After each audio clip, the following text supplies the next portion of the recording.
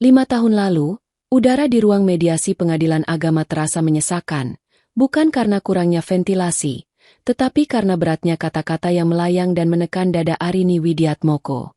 Di seberangnya duduk Baskara, pria yang telah menjadi suaminya selama 7 tahun, kini menatapnya dengan pandangan dingin yang asing. Di samping Baskara, duduk seorang wanita bernama Vina, yang riasan wajahnya tebal dan senyumnya tipis penuh kemenangan. Dan di ujung meja, Ibu Ratna, mantan ibu mertuanya, melipat tangan di dada dengan wajah masam yang seolah menuduh Arini atas segala bencana di alam semesta. Jadi sudah jelas, kata Baskara dengan suara datar, memecah keheningan yang canggung. Kita sudah tidak sejalan. Aku butuh pendamping yang bisa mengimbangi langkahku, yang modern, yang bisa diajak maju. Bukan seseorang yang pemikirannya kuno. Setiap kata terasa seperti sayatan baru di atas luka yang belum kering. No, kata itu terus terngiang. Selama ini Arini mendedikasikan hidupnya untuk mendukung Baskara dari belakang. Ia mengelola keuangan rumah tangga dengan cermat agar Baskara bisa fokus meniti karir di perusahaannya.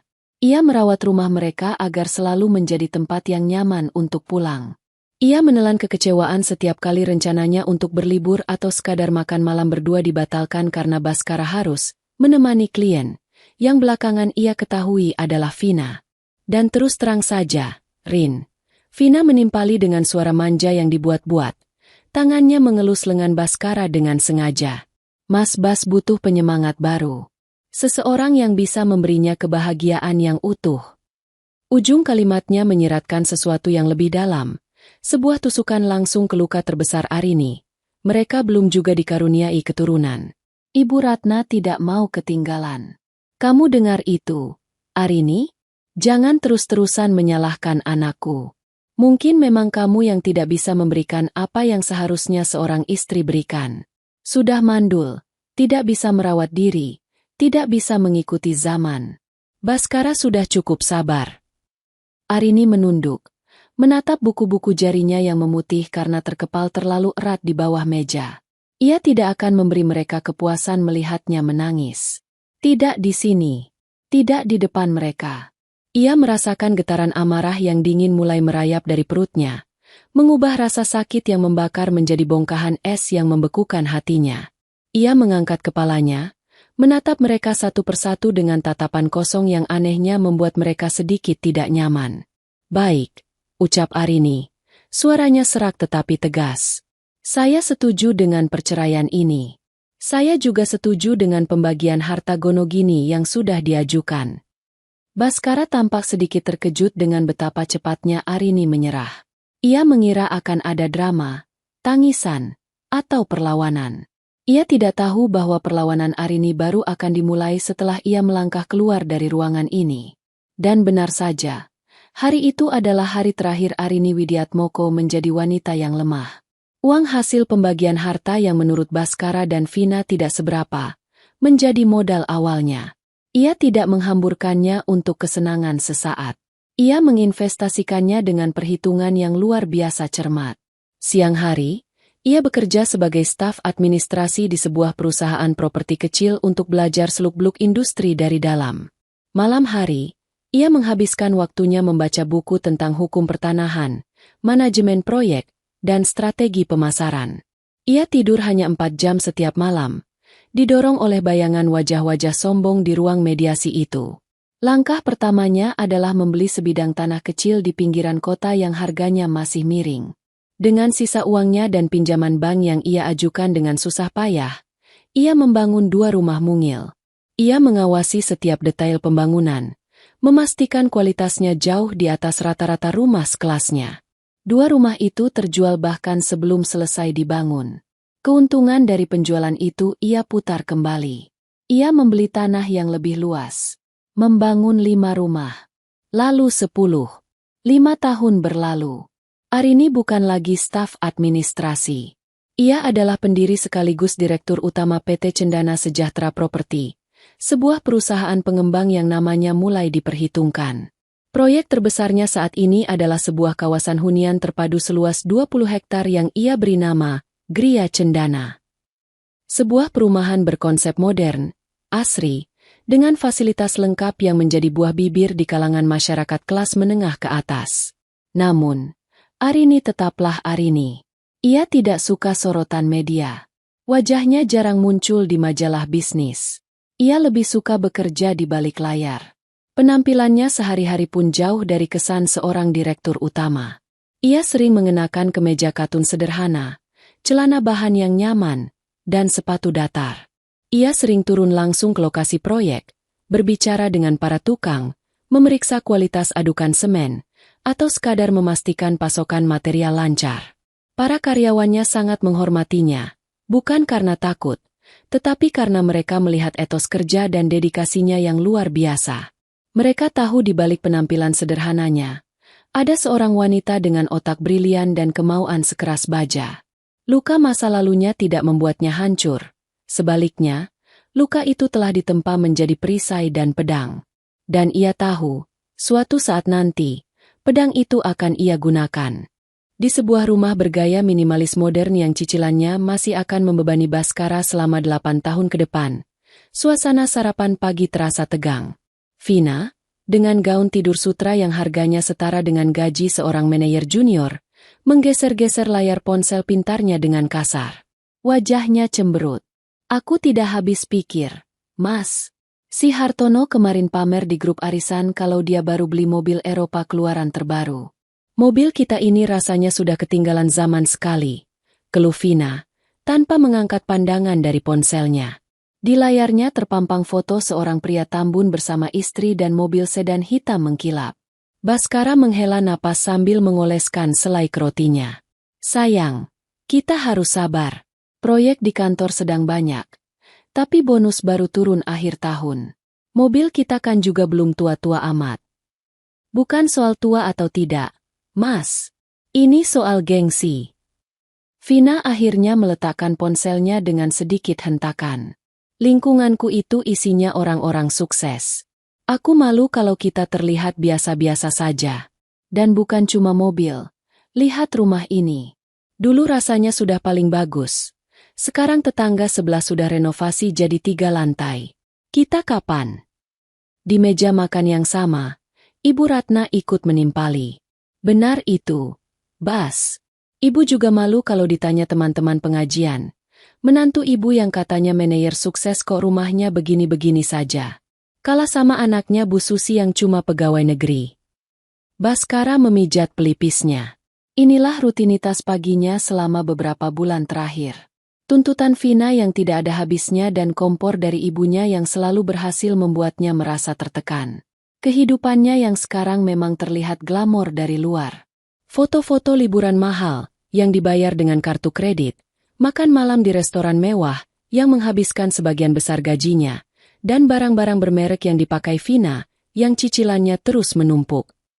Semua demi satu kata, gengsi. Ia meninggalkan Arini karena menganggap Arini kuno, dan tidak bisa membawanya naik kelas sosial.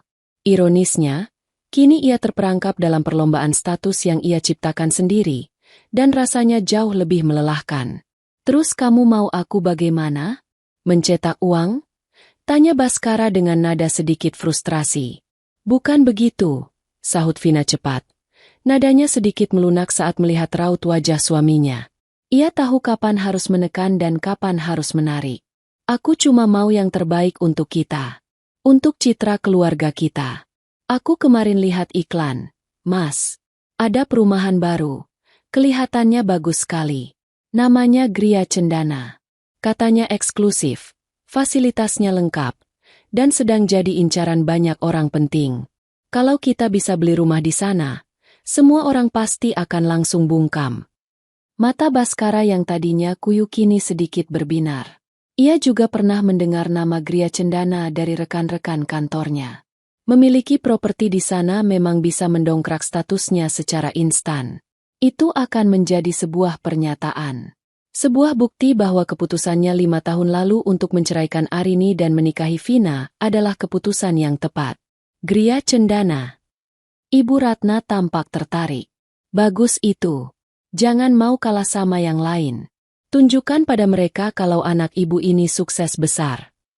Tapi harganya pasti mahal sekali, ujar Baskara, sedikit ragu. Pikirannya langsung menghitung sisa tabungan dan potensi pinjaman yang bisa ia dapatkan. Soal harga kan bisa diatur, kata Vina penuh percaya diri. Kita ambil KPR saja dengan tenor yang paling panjang. Yang penting kita bisa tinggal di sana dulu. DP-nya pasti bisa kita usahakan. Nanti kita jual rumah ini untuk menutup sebagian. Pokoknya harus bisa, Mas. Ini kesempatan emas untuk membuktikan siapa kita. Baskara terdiam, menimbang-imbang. Di satu sisi, otaknya yang logis berteriak bahwa ini adalah langkah finansial yang sangat berisiko. Utangnya akan semakin menumpuk. Tetapi di sisi lain, egonya yang telah dipupuk oleh Vina dan ibunya selama bertahun-tahun, berbisik bahwa ini adalah sebuah keharusan. Bayangan wajah Hartono yang tersenyum puas di samping mobil barunya, dan tatapan meremehkan dari para tetangga, terasa lebih menakutkan daripada tumpukan utang. Baiklah, putus Baskara akhirnya. Keputusan itu disambut dengan pekikan senang dari Vina dan senyum puas dari ibunya. Akhir pekan ini kita lihat ke sana. Siapkan saja penampilan terbaikmu. Kita harus terlihat seperti pembeli paling potensial di sana. Tentu saja, seru Vina bersemangat. Pikirannya sudah melayang. Membayangkan betapa iri teman-teman arisannya saat ia mengunggah foto rumah baru mereka di Gria Cendana. Ia akan memastikan semua orang tahu, termasuk, dan terutama, Arini. Jika entah bagaimana kabar ini sampai ke telinga mantan istri suaminya itu, Vina ingin Arini tahu betapa jauhnya ia tertinggal di belakang. Ia ingin Arini menyesali hidupnya yang sederhana dan meratapi nasibnya yang malang. Vina tidak tahu. Takdir sedang menyiapkan panggung ironi terbesar dalam hidupnya. Sabtu pagi itu, sebuah mobil SUV berwarna putih metalik yang tampak sedikit terlalu mencolok untuk jalanan yang lengang, memasuki gerbang megah perumahan Gria Cendana. Di balik kemudi, Baskara mengenakan kemeja polo bermerek dengan kerah yang sengaja ia tegakkan. Di sampingnya, Vina tampil maksimal dengan gaun musim panas yang harganya bisa untuk membayar uang sekolah seorang anak selama setahun. Kacamata hitam besar bertengger di atas kepalanya, dan tas tangan yang logonya terpampang jelas. Di kursi belakang, Ibu Ratna juga tak mau kalah, mengenakan gamis dan kerudung dari desainer busana muslim terkenal. Mereka datang bukan sekadar untuk survei, mereka datang untuk menaklukkan. Saat mereka melangkah masuk ke dalam kantor pemasaran, hawa sejuk dari pendingin ruangan dan aroma pengharum ruangan yang mewah langsung menyambut. Kantor itu dirancang dengan sangat apik. Di tengah ruangan, sebuah maket raksasa perumahan dengan lampu-lampu kecil yang menyala, menarik perhatian. Dindingnya dihiasi panel kayu dan karya seni abstrak. Beberapa staf pemasaran berseragam rapi menyambut ramah, namun Baskara dan Vina hanya membalas dengan anggukan kepala yang angkuh, seolah kehadiran mereka adalah sebuah kehormatan bagi tempat itu. Sementara itu, di sudut ruangan dekat jendela besar yang menghadap ke taman, Arini sedang berbicara pelan dengan salah satu arsitek lanskapnya. Ia mengenakan blus katun berwarna krem polos dan celana bahan hitam. Rambutnya diikat ekor kuda sederhana. Penampilannya sama sekali tidak mencerminkan bahwa dialah otak di balik semua kemegahan ini. Ia baru saja selesai memeriksa kemajuan pembangunan taman tematik di klaster utama dan memutuskan mampir ke kantor pemasaran untuk melihat-lihat. Saat ia berbalik badan setelah selesai berbicara, matanya menangkap 3 sosok yang baru saja masuk. Jantungnya seolah berhenti berdetak selama sepersekian detik. Waktu seakan membeku. 5 tahun. 5 tahun ia tidak pernah melihat mereka secara langsung. Baskara tampak sedikit lebih berisi. Vina masih sama dengan auranya yang menyilaukan, dan Ibu Ratna masih dengan tatapan menghakimi yang sama. Arini merasakan gelombang emosi yang campur aduk. Amarah, sisa-sisa luka lama, dan anehnya, sedikit rasa geli. Takdir benar-benar punya selera humor yang aneh. Sebelum Arini sempat berpikir untuk menghindar atau memanggil manajernya, Vina sudah melihatnya. Mata Vina menyipit sejenak untuk memastikan. Lalu sebuah senyum sinis yang sangat familiar terukir di bibirnya. Loh, lihat siapa ini? Vina berkata dengan suara keras, sengaja menarik perhatian Baskara dan ibunya. Ia melangkah mendekati Arini. Tatapannya memindai penampilan Arini dari atas ke bawah dengan pandangan meremehkan. Baskara dan Ibu Ratna mengikuti arah pandang Vina. Wajah Baskara menunjukkan ekspresi kaget yang canggung, sementara wajah Ibu Ratna langsung mengeras. Arini. Baskara bergumam pelan, lebih pada dirinya sendiri. Wah, kebetulan sekali ya kita ketemu di sini. Lanjut Vina. Nadanya manis namun penuh racun. Ia berhenti tepat di depan Arini. Jadi, setelah bertahun-tahun tidak ada kabar, ternyata kamu kerja di sini? Jadi sales, ya? Baguslah, bagus. Setidaknya kamu punya pekerjaan. Aku turut senang. Arini hanya diam, menatap mereka dengan ekspresi yang sulit dibaca. Di dalam dirinya, badai sedang bergejolak. Namun di permukaan, ia tampak tenang luar biasa. Ia melihat para stafnya yang mulai menyadari situasi itu menatapnya dengan bingung. Mereka tahu siapa Arini, direktur utama mereka, dan mereka bingung melihat bos besar mereka diperlakukan seperti itu. Arini memberikan sebuah kedipan mata yang hampir tak terlihat ke arah manajer pemasarannya. Sebuah isyarat untuk diam dan ikuti permainannya. Ibu Ratna maju selangkah. Kerja yang benar kamu di sini. Jangan sampai membuat malu. Kami ini calon pembeli serius, bukan seperti pelangganmu yang lain. Katanya dengan ketus, seolah Arini adalah bawahannya. Baskara, yang merasa paling tidak nyaman di antara mereka, mencoba mencairkan suasana dengan cara yang salah. Sudahlah, Vin. Mungkin Arini bisa bantu kita. Dia kan sudah lama di sini. Pasti tahu mana unit yang paling bagus. Ucapannya justru terdengar seperti ia sedang memberi pekerjaan pada Arini. Pada saat itulah, sebuah keputusan terbentuk di benak Arini. Dingin, tajam, dan final. Ia bisa saja langsung membuka identitasnya, mempermalukan mereka saat itu juga dan mengusir mereka. Tapi itu terlalu mudah. Terlalu cepat. Balas dendam terbaik adalah hidangan yang disajikan dingin. Ia akan membiarkan mereka memainkan sandiwara ini. Ia akan membiarkan mereka terbang setinggi mungkin dengan kesombongan mereka. Sebelum ia sendiri yang akan memotong sayap mereka dan melihat mereka jatuh terhempas. Sebuah senyum tipis, nyaris tak terlihat, tersungging di bibir Arini. Ia lalu mengubah ekspresinya menjadi senyum seorang profesional yang ramah. Persis seperti yang sering ia lihat dilakukan oleh tim salesnya. Selamat datang di Gria Cendana. Sapanya dengan suara yang jernih dan tenang, seolah ia baru pertama kali bertemu mereka. Bapak Baskara, Ibu Vina, dan Ibu Ratna, bukan? Mari, saya antar Anda untuk melihat-lihat. Kebetulan saya sedang tidak sibuk. Unit seperti apa yang sedang Anda cari? Vina dan Ibu Ratna saling berpandangan dengan penuh kemenangan. Mereka berhasil. Mereka telah mengukuhkan posisi mereka di atas Arini. Baskara merasa sedikit lega karena Arini tampak profesional dan tidak membuat keributan. Mereka tidak sadar. Mereka baru saja melangkah masuk ke dalam jaring laba-laba yang ditenun dengan sabar selama 5 tahun. Dan sang laba-laba kini tersenyum menyambut mereka. Permainan telah dimulai. Arini memimpin jalan menuju rumah contoh tipe premium, yang ia namakan tipe Cendana Agung. Langkahnya mantap dan tenang, punggungnya lurus. Di belakangnya, trio Baskara, Vina, dan Ibu Ratna mengikuti dengan langkah-langkah yang dibuat seolah mereka sedang melakukan inspeksi kerajaan. Vina sengaja berjalan sedikit lebih dekat dengan Baskara, sesekali berbisik dengan suara yang cukup keras untuk didengar Arini. Lihat, Mas, jalannya saja sudah beda. Aspalnya mulus.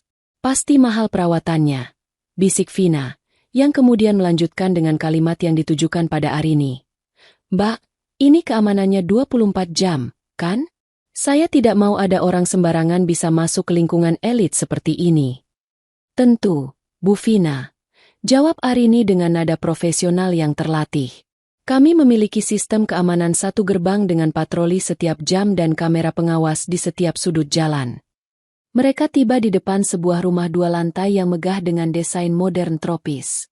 Ada taman depan yang tertata rapi dan garasi yang bisa menampung 2 mobil.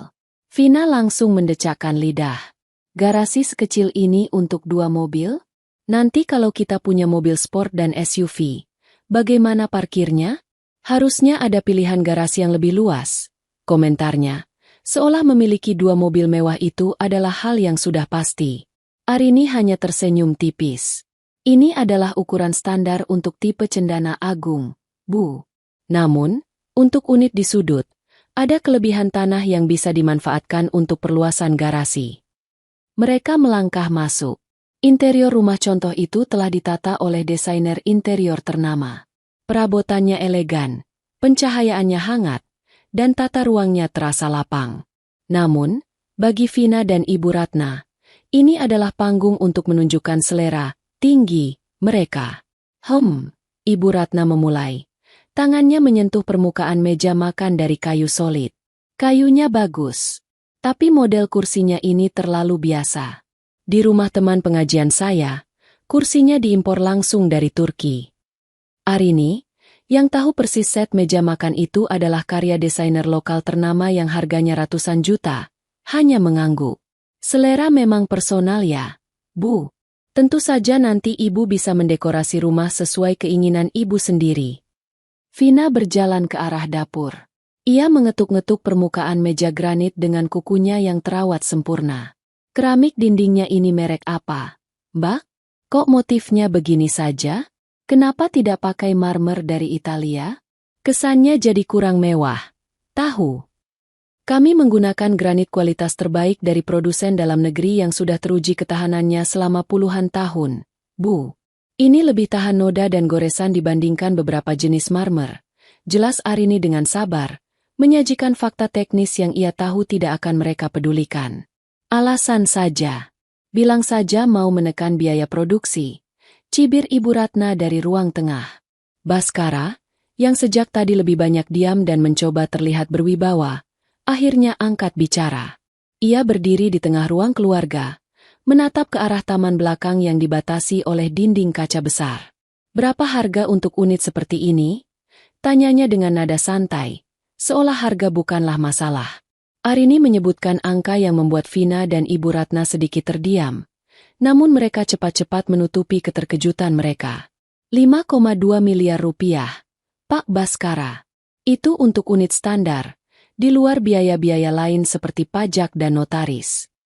Baskara tertawa kecil, tawa yang terdengar dipaksakan. Oh, segitu. Saya kira lebih.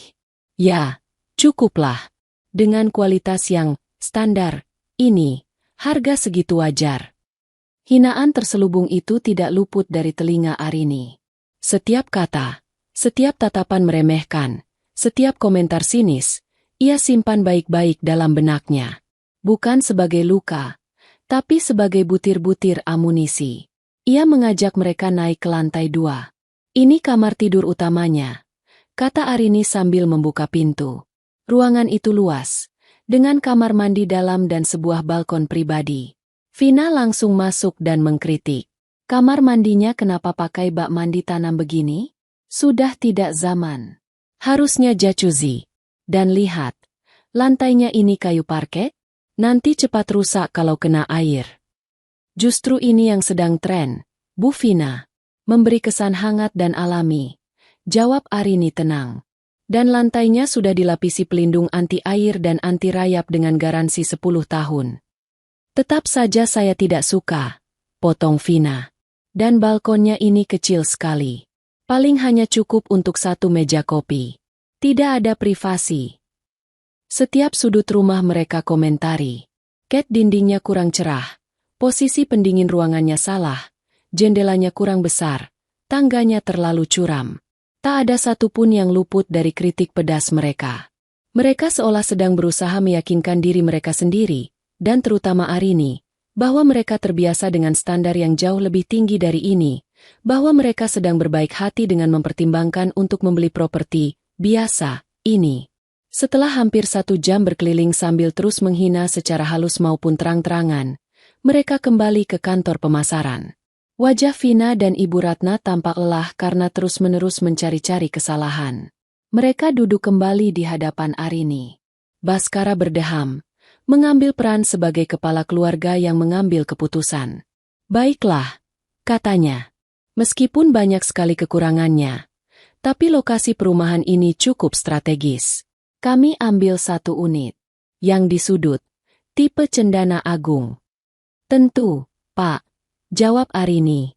Unit di sudut harganya sedikit berbeda karena luas tanahnya lebih besar. Harganya menjadi 5,8 miliar rupiah. Vina menyeringai ke arah Arini. Soal harga tidak masalah. Yang penting, diskonnya harus besar ya, Mbak. Anggap saja sebagai penghargaan karena kami mau membeli produkmu, dan juga hitung-hitung membantu teman lama. Arini merasakan bara api di dadanya menyala sekejap sebelum ia memadamkannya kembali dengan paksa. Membantu teman lama. Kata-kata itu terasa seperti cuka yang disiramkan ke luka. Ia tersenyum, senyum yang sama sekali tidak mencapai matanya. Tentu, Bu. Semua penawaran pasti akan saya ajukan ke manajemen. Mari kita urus administrasinya terlebih dahulu. Ia bangkit dan berjalan menuju meja administrasi. Punggungnya terasa kaku. Ia tahu babak selanjutnya akan jauh lebih menarik. Babak di mana ia akan melihat kartu mereka yang sesungguhnya. Suasana di meja konsultasi terasa lebih formal. Arini duduk di seberang mereka. Kini dengan setumpuk formulir dan sebuah laptop di hadapannya. Ia telah bertukar peran dari pemandu wisata menjadi konsultan keuangan. Wajahnya serius dan fokus. Sebuah topeng sempurna untuk menutupi niatnya yang sebenarnya. Baik, Pak Baskara, Bu Vina. Arini memulai dengan suara yang datar dan profesional. Karena Bapak dan Ibu berencana membeli melalui fasilitas kredit pemilikan rumah atau KPR, ada beberapa dokumen yang perlu kami terima untuk kami teruskan ke pihak bank rekanan kami. Vina menyibakkan rambutnya ke belakang dengan gerakan angkuh.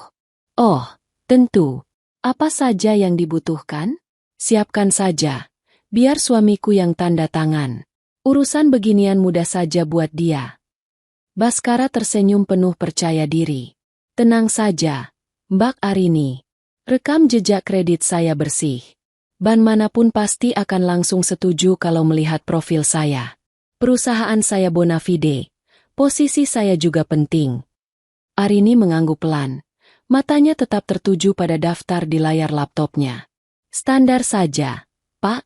Fotokopi KTP Bapak dan Ibu, kartu keluarga, surat nikah, NPWP, dan yang terpenting, slip gaji 3 bulan terakhir serta rekening koran tabungan selama 6 bulan terakhir. Saat mendengar kata, rekening koran, ekspresi Vina berubah sepersekian detik. Sebuah kilatan kecil kepanikan di matanya sebelum ia berhasil menguasai diri. Baskara juga tampak sedikit kaku. Arini menangkap perubahan itu dengan sudut matanya. Ini dia. Momen kebenaran. Semua ada di mobil. Sebentar, biar saya ambil, kata Baskara sambil bangkit, berusaha terlihat sesantai mungkin. Selama Baskara pergi, Vina mencoba mengisi keheningan dengan obrolan yang sekali lagi bertujuan untuk menegaskan statusnya. Nanti kalau akad kredit, kami maunya dihadiri oleh kepala cabang banknya langsung ya, Mbak. Suami saya kenal baik dengan beberapa petinggi bank. Jadi biar lebih lancar. Akan saya sampaikan ke manajemen, Bu. Jawab Arini tanpa emosi. Tak lama kemudian, Baskara kembali dengan sebuah map tebal. Dengan gerakan yang dibuat sepenting mungkin, ia mengeluarkan dokumen-dokumen yang diminta dan menyerahkannya kepada Arini. Arini menerima map itu. Inilah momen yang ia tunggu-tunggu. Dengan dalih memeriksa kelengkapan, ia mulai membuka lembar demi lembar dokumen itu. Jantungnya berdebar, bukan karena gugup, tetapi karena antisipasi. Ia melihat fotokopi KTP, kartu keluarga, lalu slip gaji Baskara. Di atas kertas, angka yang tertera sebagai gaji pokok Baskara memang cukup besar. Namun, tidak sebesar yang ia bayangkan dari gaya hidup yang mereka pamerkan. Dan yang lebih penting, ada banyak sekali potongan di slip gaji itu. Potongan untuk pinjaman koperasi kantor, potongan untuk asuransi, dan lain-lain. Gaji yang dibawa pulang Baskara ternyata hanya sekitar 60% dari gaji kotornya. Arini menahan senyum. Kemudian, ia membuka lembaran yang paling krusial, rekening koran. Matanya memindai baris demi baris angka dengan cepat.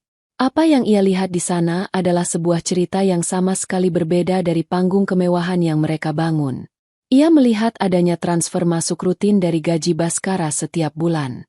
Namun, Arus keluarnya jauh lebih deras. Ada belasan transaksi pembayaran otomatis untuk cicilan kartu kredit dari berbagai bank. Ada cicilan mobil SUV putih yang mereka kendarai. Ada cicilan pinjaman pribadi. Saldo yang tersisa di akhir bulan seringkali sangat tipis. Untuk membayar uang muka sebesar 20% dari harga rumah 5,8 miliar rupiah saja, Arini bisa melihat bahwa mereka baru saja mentransfer dana dalam jumlah besar ke rekening itu, yang kemungkinan besar berasal dari penjualan aset lain atau pinjaman baru. Mereka benar-benar mempertaruhkan segalanya demi rumah ini. Bagaimana, Mbak? Lengkap semua, kan? Tanya Baskara, mencoba terdengar santai. Arini mengangkat wajahnya dari tumpukan kertas itu. Ia menatap Baskara, lalu Vina, dengan tatapan yang tenang. Ya, Pak, lengkap. Kemudian, ia mengambil formulir pengajuan KPR. Sekarang, mari kita isi formulirnya.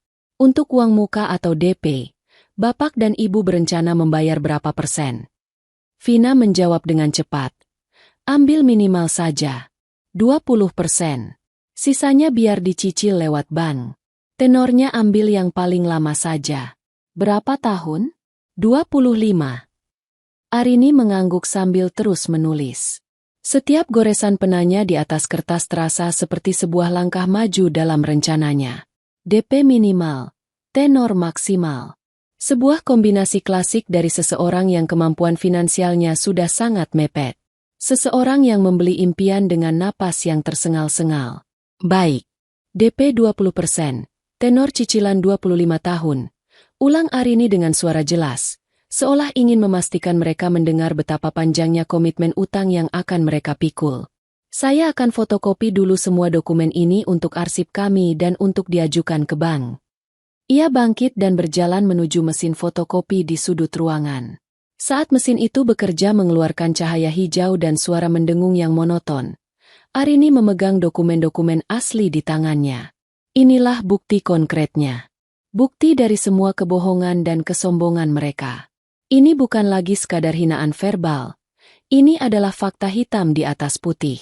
Fakta bahwa mereka, sang mantan suami yang merasa superior dan istri barunya yang glamor, hanyalah orang-orang yang terjerat utang dan hidup di balik topeng kemewahan semu.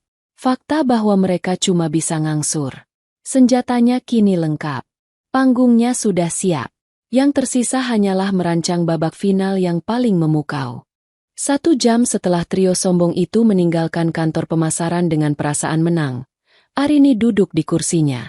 Bukan kursi plastik di meja konsultasi sales, melainkan kursi kulit eksekutif di ruangannya di lantai 20 gedung perkantoran miliknya. Dari jendela kaca raksasa di belakangnya, terhampar pemandangan kota Jakarta yang sibuk. Ruangan itu luas, didominasi warna putih dan kayu oak, dengan sentuhan minimalis yang mencerminkan kepribadiannya. Efisien, kuat, dan tidak suka basa-basi. Di atas meja mahoni raksasanya, tergeletak rapi salinan dokumen-dokumen milik Baskara dan Vina. Arini menatapnya sejenak, lalu menekan tombol interkom di teleponnya. Santoso, tolong ke ruangan saya sekarang, perintahnya dengan suara tenang namun penuh otoritas. Tidak sampai 2 menit, pintu ruangannya diketuk. Masuklah Pak Santoso, General Manager PT Cendana Sejahtera. Pria berusia akhir 50-an itu adalah orang kepercayaan pertama dan utama Arini. Ia telah bersama Arini sejak perusahaan itu baru memiliki 5 orang karyawan. Ia tahu persis masa lalu Arini dan mengagumi ketangguhan bosnya itu lebih dari siapapun. Ada yang bisa saya bantu, Bu Arini? Tanya Pak Santoso dengan hormat. Arini tidak menjawab, hanya menunjuk ke arah kursi di depan mejanya. Setelah Pak Santoso duduk, Arini mendorong map berisi salinan dokumen itu ke arahnya. Lihat ini. Pak Santoso membuka map itu dengan sedikit rasa ingin tahu. Alisnya terangkat saat melihat nama Baskara Aditama di atas kertas-kertas itu. Ia tahu nama itu. Arini pernah menceritakan semuanya padanya. Sekali saja, bertahun-tahun lalu. Ia membaca slip gaji, lalu membolak-balik lembaran rekening koran dengan ekspresi yang berubah dari terkejut menjadi geram.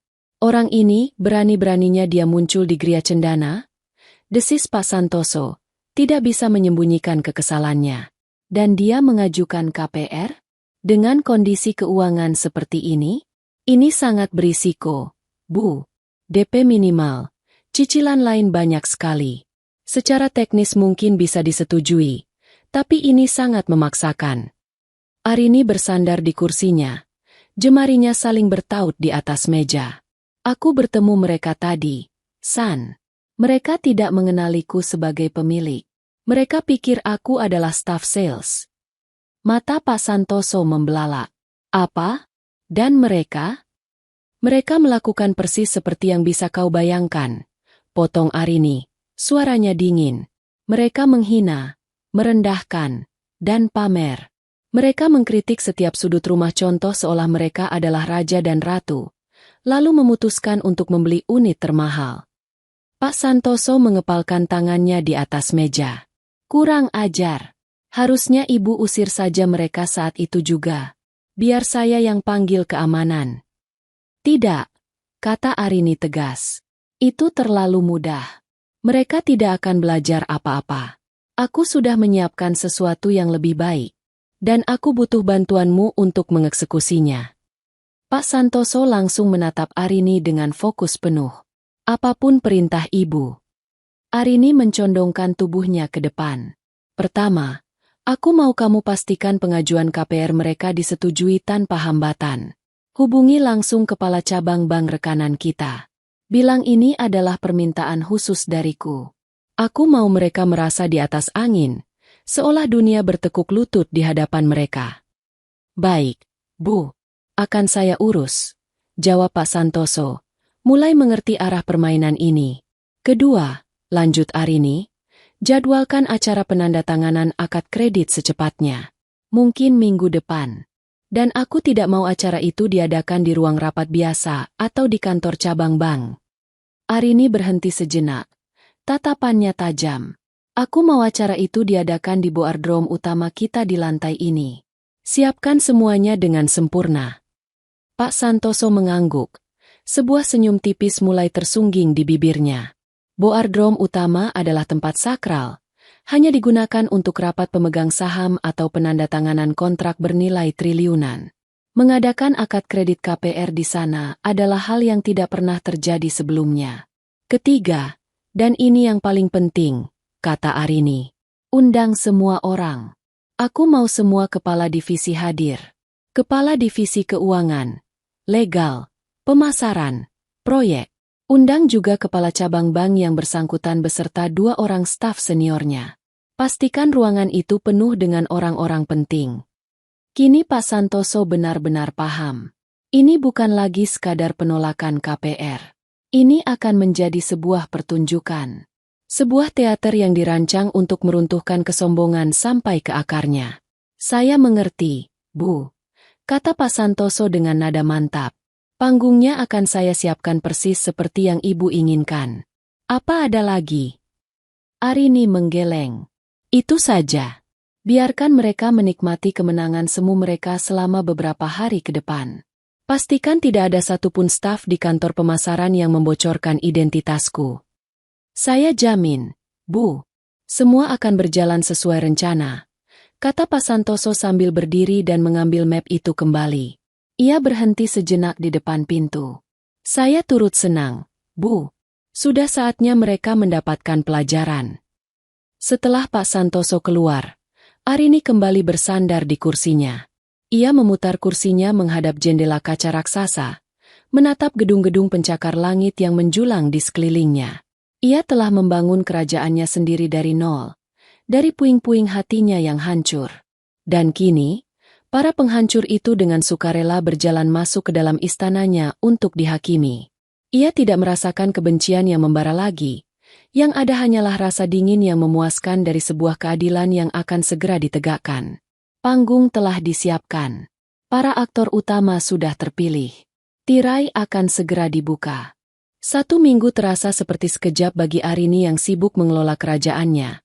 Namun terasa begitu lambat bagi Vina yang tidak sabar untuk mengumumkan status barunya. Pagi di hari penandatanganan akad, rumah Baskara sudah riuh sejak subuh. Vina berdiri di depan lemari pakaiannya yang penuh sesak.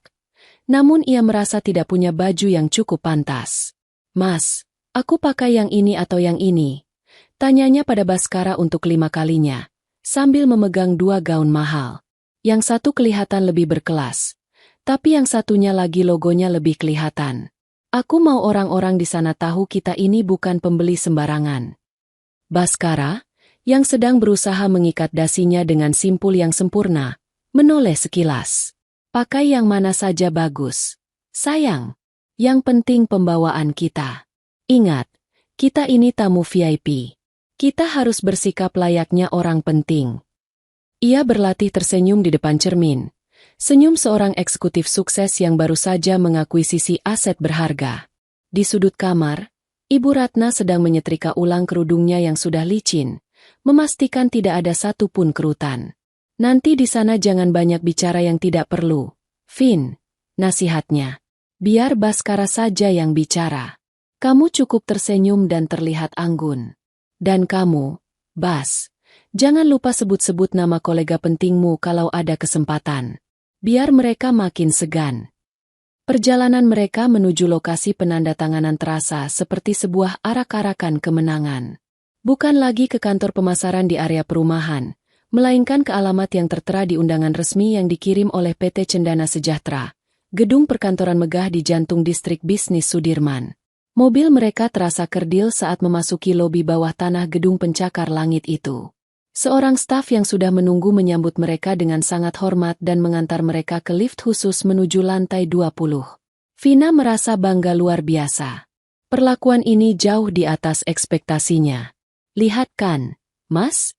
Mereka benar-benar memperlakukan kita secara istimewa. Bisiknya pada Baskara di dalam lift. Saat pintu lift terbuka di lantai 20, mereka disambut oleh pemandangan yang membuat mereka terkesima. Lantai marmer yang mengilap, dinding kaca yang menampilkan panorama kota, dan beberapa karya seni yang jelas berharga mahal. Mereka diantar melewati deretan ruang kerja para eksekutif menuju sebuah pintu kayu ganda yang menjulang tinggi. Silakan masuk, Bapak, Ibu. Acaranya akan segera dimulai di dalam boardroom, kata staf itu sambil membukakan pintu untuk mereka. Napas mereka tertahan sejenak. Di dalam ruangan itu, sebuah meja kayu mahoni yang sangat panjang terbentang, dikelilingi oleh belasan kursi kulit berwarna hitam. Di sekeliling meja itu, sudah duduk beberapa pria dan wanita berpenampilan sangat profesional dan serius. Mereka semua mengenakan setelan jas mahal dan tampak seperti orang-orang yang fotonya biasa muncul di majalah bisnis. Di salah satu sisi, ada beberapa orang yang memakai pin dari bank rekanan. Salah satunya tampak seperti pimpinan cabang. Semua mata di ruangan itu tertuju pada mereka bertiga saat mereka masuk. Baskara menegakkan punggungnya. Egonya membengkak hingga ke tingkat maksimal. Vina mengangkat dagunya, merasa seperti seorang selebriti yang berjalan di atas karpet merah. Ibu Ratna tersenyum puas, merasa inilah bukti nyata kesuksesan putranya. Mereka digiring menuju 3 kursi kosong di posisi yang cukup sentral, berhadapan langsung dengan perwakilan bank. Di sudut ruangan, dekat dengan jendela, Arini berdiri dengan tenang. Ia mengenakan sebuah blus sutra sederhana berwarna biru tua dan celana panjang berwarna senada. Riasannya tipis, nyaris tidak terlihat. Ia tampak seperti seorang asisten atau notulen yang sedang menunggu acara dimulai. Saat melewati Arini untuk menuju kursinya, Vina tidak bisa menahan diri untuk tidak melontarkan satu hinaan terakhir. Ia mencondongkan tubuhnya dan berbisik dengan nada mengejek yang hanya bisa didengar oleh Arini. Kerja bagus. Ya, kamu berhasil meyakinkan bos-bosmu untuk memberi kami perlakuan istimewa. Nanti kalau komisi kamu yang besar itu sudah cair, jangan lupa traktirannya ya, sales. Arini tidak bereaksi. Ia hanya menatap Vina dengan pandangan kosong. Sedetik kemudian matanya beralih menatap Pak Santoso yang duduk di kepala meja. Ia memberikan sebuah anggukan yang hampir tak kentara. Pak Santoso, yang melihat isyarat itu, berdiri dari kursinya. Ia berdeham untuk menarik perhatian seluruh ruangan. Suasana yang tadinya diisi bisik-bisik pelan kini menjadi hening. Baskara, Vina, dan Ibu Ratna duduk tegak di kursi mereka, siap menjadi bintang utama dalam pertunjukan ini. Selamat pagi, Bapak dan Ibu sekalian. Terima kasih atas kehadirannya. Pak Santoso memulai dengan suara yang tenang dan berwibawa. Kita berkumpul pagi ini untuk agenda finalisasi pengajuan fasilitas kredit pemilikan rumah dari Bapak Baskara Aditama dan Ibu Vina untuk 1 unit di Gria Cendana. Baskara dan Vina saling melempar senyum penuh arti. Inilah momen mereka. Namun, lanjut Pak Santoso, jeda dalam kalimatnya membuat seisi ruangan menahan napas. Sebelum kita melanjutkan ke penandatanganan dokumen dengan pihak bank, sesuai dengan prosedur perusahaan kami untuk transaksi unit premium, ada sambutan sekaligus persetujuan final yang akan disampaikan langsung oleh pimpinan tertinggi kami. Pak Santoso mengalihkan pandangannya ke arah sudut ruangan. Ia mengulurkan tangannya ke arah Arini. Untuk itu, saya persilakan Ibu Arini Widiatmoko, selaku pemilik dan Direktur Utama PT Cendana Sejahtera Properti, untuk memberikan sambutan. Seluruh dunia seolah runtuh dalam 1 detik. Hening. Keheningan yang terjadi di dalam boardroom itu terasa lebih pekak daripada suara apapun. Senyum di wajah Vina membeku, lalu perlahan-lahan retak dan hancur berkeping-keping seperti porselen yang jatuh ke lantai. Matanya yang tadi bersinar penuh kemenangan kini melebar ngeri, terpaku pada sosok Arini yang mulai melangkah dari sudut ruangan. Wajah Baskara kehilangan semua warnanya dalam sekejap, berubah menjadi sepucat kertas. Mulutnya sedikit terbuka, berusaha memproses rangkaian kata yang baru saja diucapkan Pak Santoso. Pemilik, Direktur Utama, Ibu Arini Widiatmoko. Kata-kata itu berputar di kepalanya, menolak untuk membentuk sebuah makna yang bisa ia terima. Sementara itu, Ibu Ratna tampak paling parah. Matanya mengerjap-ngerjap cepat. Wajahnya yang tadi angkuh kini tampak linglung dan konyol. Ia menoleh dari Pak Santoso ke Arini, lalu kembali lagi, seolah sedang menonton pertunjukan sulap yang tidak masuk akal. Semua kepala divisi yang duduk di meja itu, yang tadinya menatap trio itu dengan tatapan profesional yang netral, kini menatap mereka dengan ekspresi baru, campuran antara pemahaman, rasa kasihan, dan sedikit cemoohan. Mereka kini mengerti mengapa akad kredit KPR yang biasa saja ini harus diadakan dengan seremoni sebesar ini. Arini berjalan dengan langkah yang tidak terburu-buru.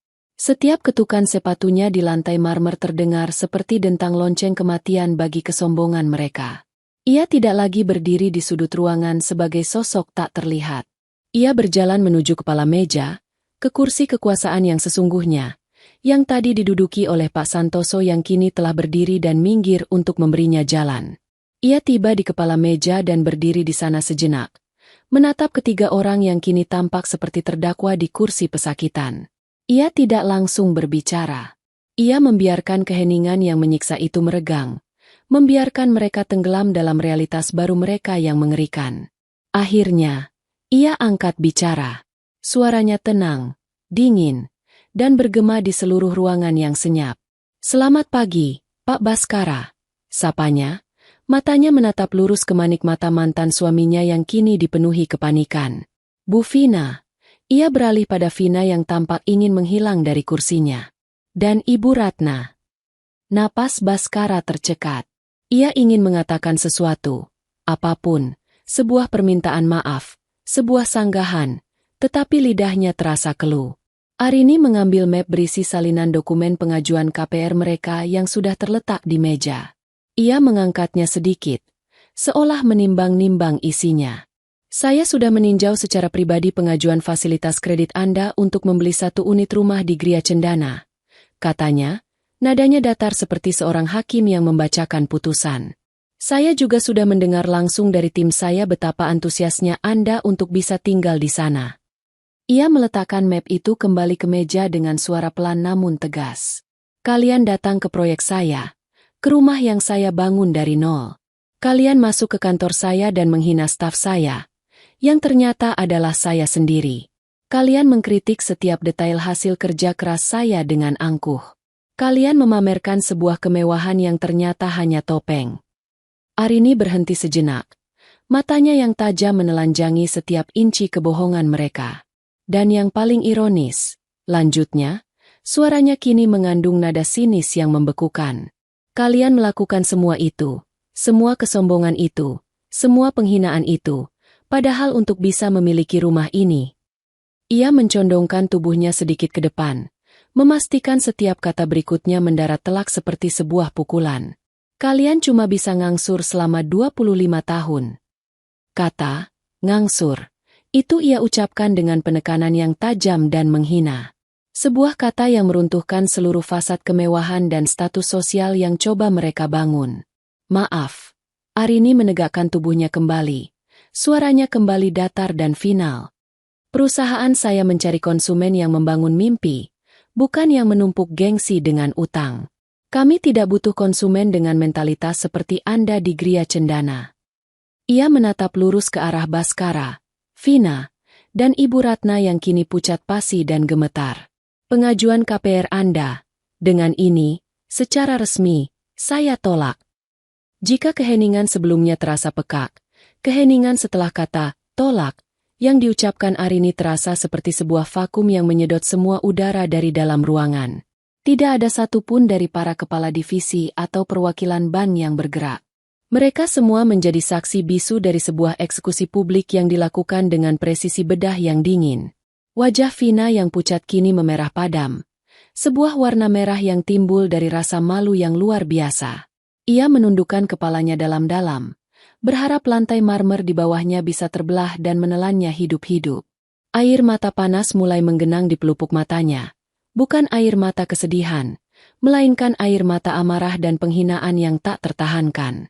Citranya sebagai sosialita berkelas hancur lebur menjadi debu dalam hitungan detik. Ibu Ratna terkesiap. Tangannya mencengkeram dadanya. Napasnya terdengar berat dan pendek. Dunia wanita tua itu seolah jungkir balik. Menantunya yang dulu ia hina sebagai perempuan mandul yang kuno, kini berdiri di puncak dunia. Sementara anak laki-laki kebanggaannya dan menantu barunya yang glamor baru saja dicampakkan seperti sampah di depan banyak orang penting. Baskara adalah yang pertama berhasil menemukan suaranya.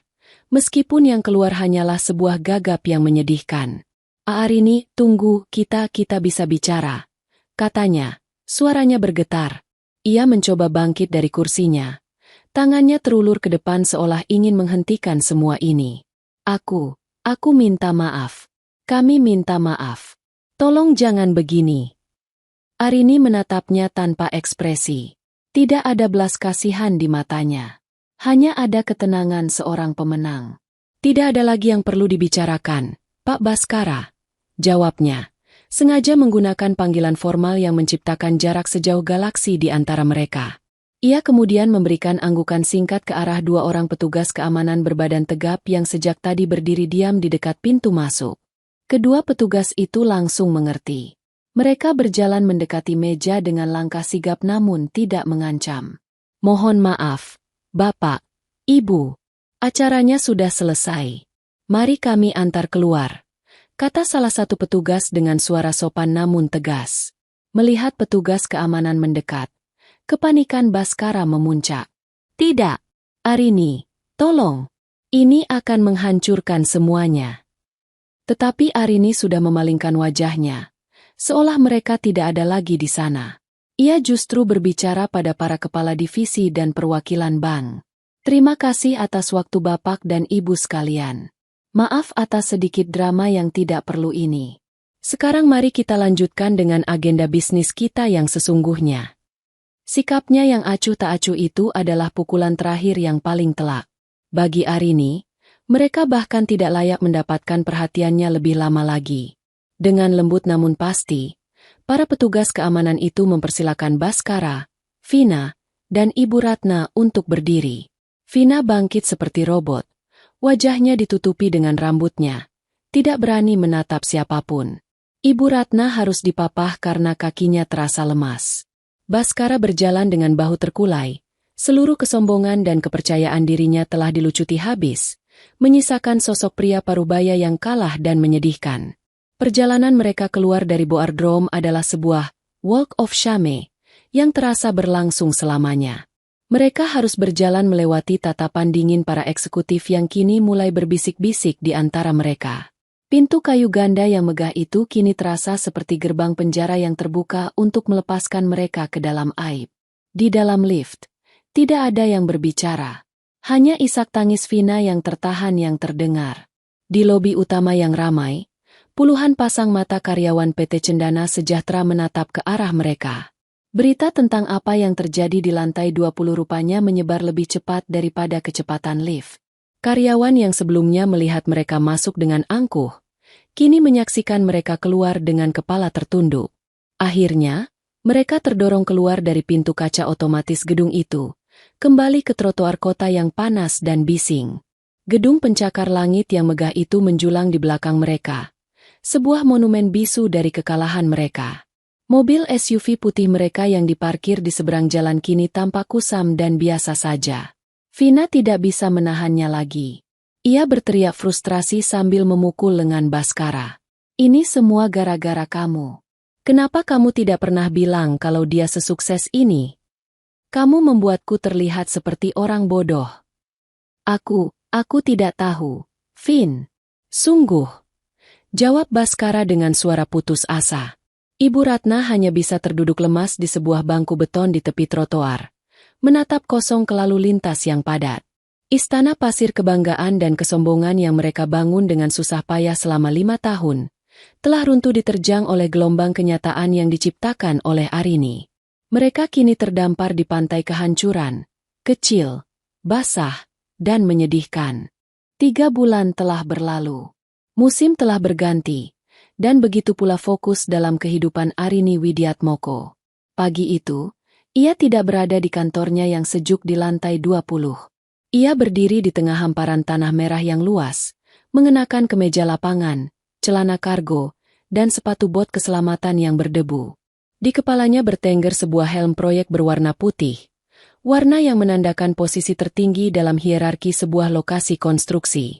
Di sekelilingnya, deru mesin-mesin berat memecah keheningan pagi. Beberapa buldoser sedang meratakan tanah, sementara di kejauhan, para pekerja sedang memasang tiang-tiang pancang pertama. Ini adalah lokasi Gria Cendana 2, proyek ambisius Arini berikutnya yang skalanya 2 kali lipat lebih besar dari proyek pertamanya. Udara dipenuhi aroma tanah basah sisa hujan semalam dan semangat dari sebuah awal yang baru. Pak Santoso berjalan menghampirinya, membawa 2 cangkir kopi panas dalam gelas kertas. Ia menyerahkan satu pada Arini. Progresnya lebih cepat dari jadwal, Bu. Lapor Pak Santoso sambil menatap hamparan tanah yang sedang dikerjakan.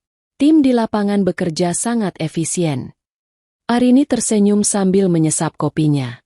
Karena mereka punya pemimpin yang efisien juga. Pujinya tulus pada Pak Santoso. Terima kasih sudah mengawasi semuanya dengan baik.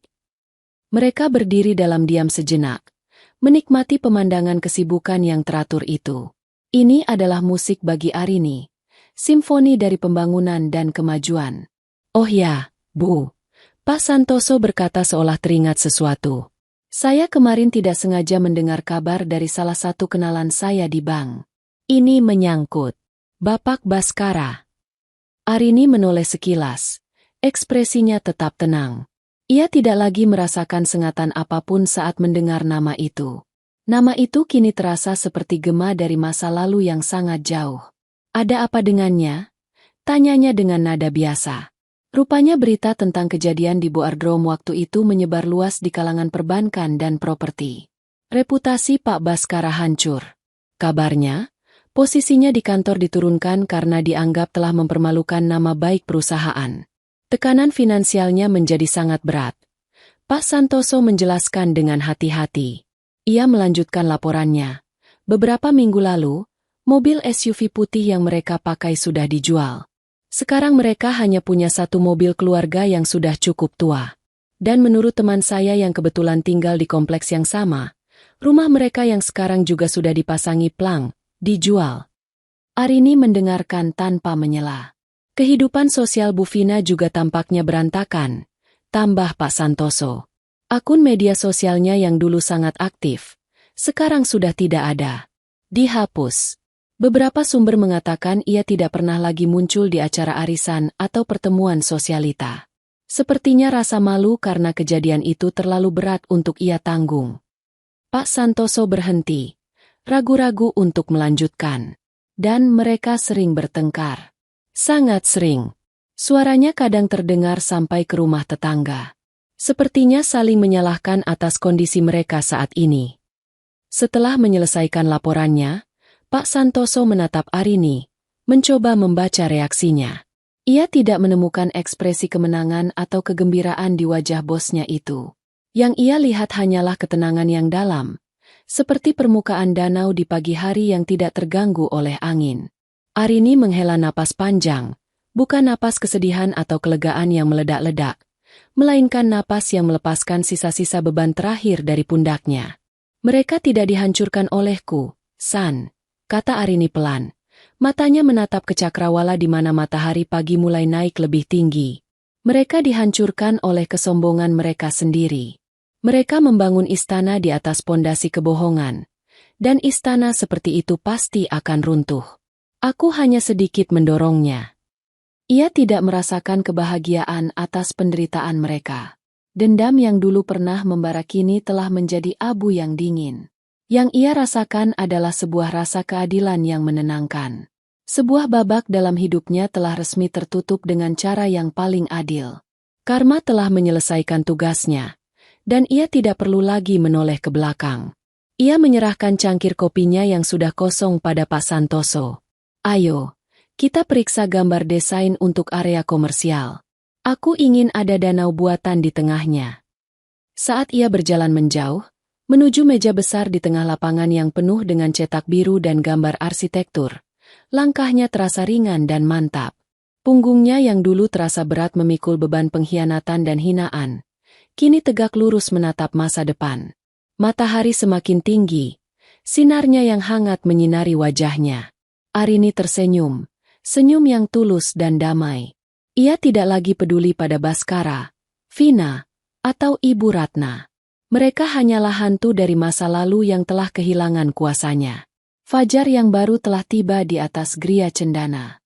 Dan di sini, di atas tanah miliknya sendiri, di tengah deru mesin yang membangun impian-impian baru, Arini Widiatmoko, sang pemilik, sang direktur utama, sang penyintas, akhirnya menemukan kemenangan sejatinya.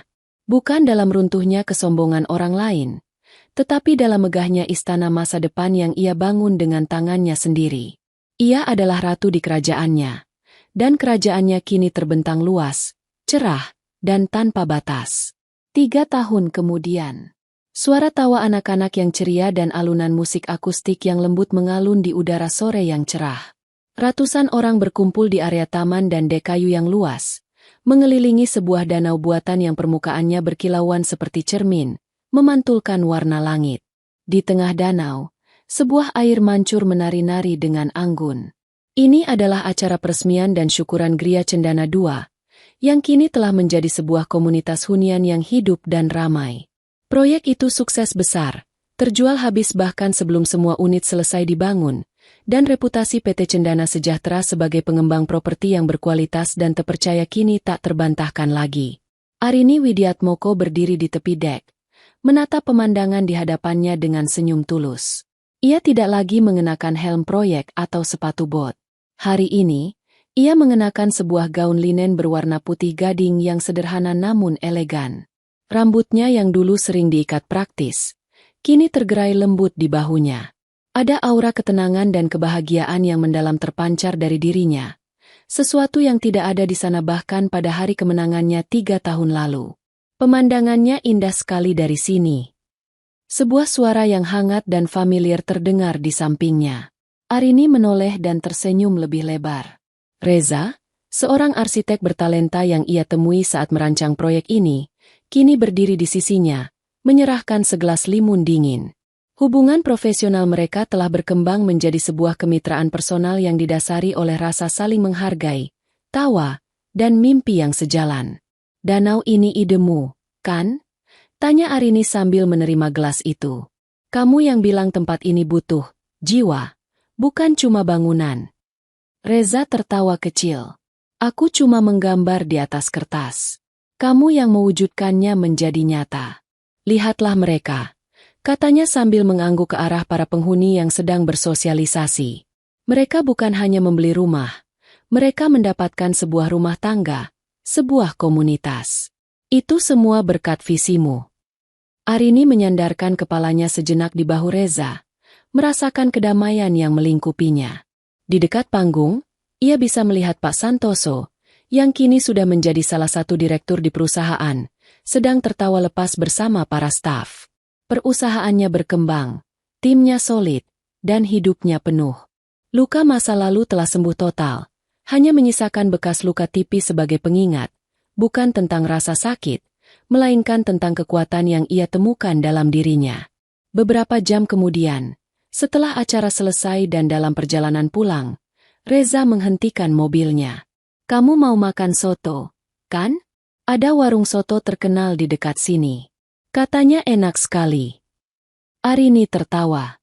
"Kamu tahu saja kesukaanku. Ayo." Warung soto itu sederhana, ramai, dan sedikit panas, kontras dengan kemewahan acara yang baru saja mereka tinggalkan. Tetapi Arini menyukainya. Ia selalu merasa lebih membumi di tempat-tempat seperti ini. Sambil menunggu pesanan mereka, pandangan Arini tanpa sengaja menyapu ke seluruh ruangan. Dan di sanalah, di sebuah meja di sudut yang remang-remang, ia melihat mereka. Waktu seolah melambat. Baskara, Vina, dan Ibu Ratna. Mereka tampak sangat berbeda. Baskara terlihat jauh lebih tua dari usianya. Punggungnya sedikit membungkuk, rambutnya mulai banyak ditumbuhi uban, dan wajahnya membawa gurat kelelahan yang permanen. Kemeja yang ia kenakan tampak bersih namun warnanya sudah sedikit pudar. Ia makan sotonya dengan perlahan, tatapannya kosong. Di hadapannya, Vina juga telah kehilangan semua kilaunya. Tidak ada lagi riasan tebal, gaun bermerek, atau tas tangan mewah.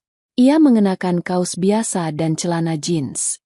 Wajahnya tampak kuyu, dan di sudut-sudut matanya ada kerutan tipis dari stres dan ketidakpuasan yang menahun.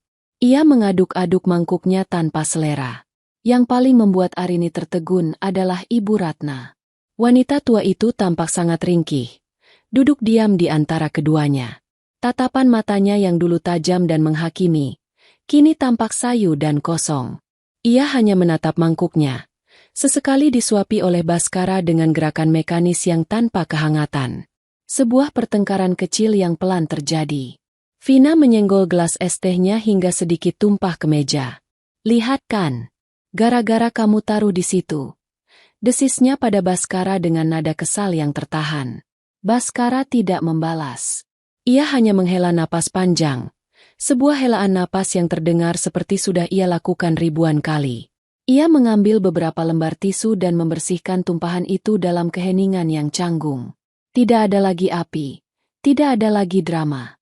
Yang tersisa hanyalah bara api dari kebencian dan penyesalan yang membakar pelan-pelan dari dalam. Arini menatap pemandangan itu selama beberapa detik.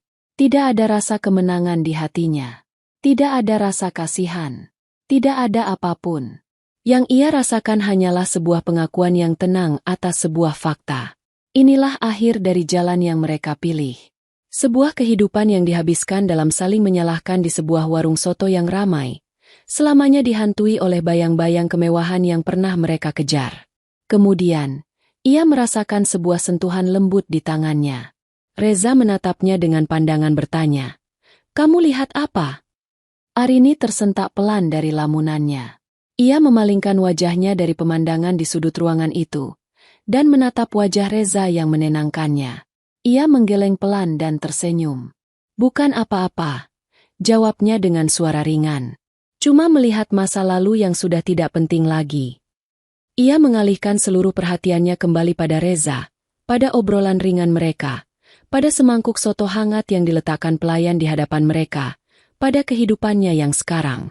Dengan sadar, ia memunggungi sudut ruangan itu, memunggungi 3 sosok yang telah menjadi catatan kaki yang terlupakan dalam buku kehidupannya yang tebal.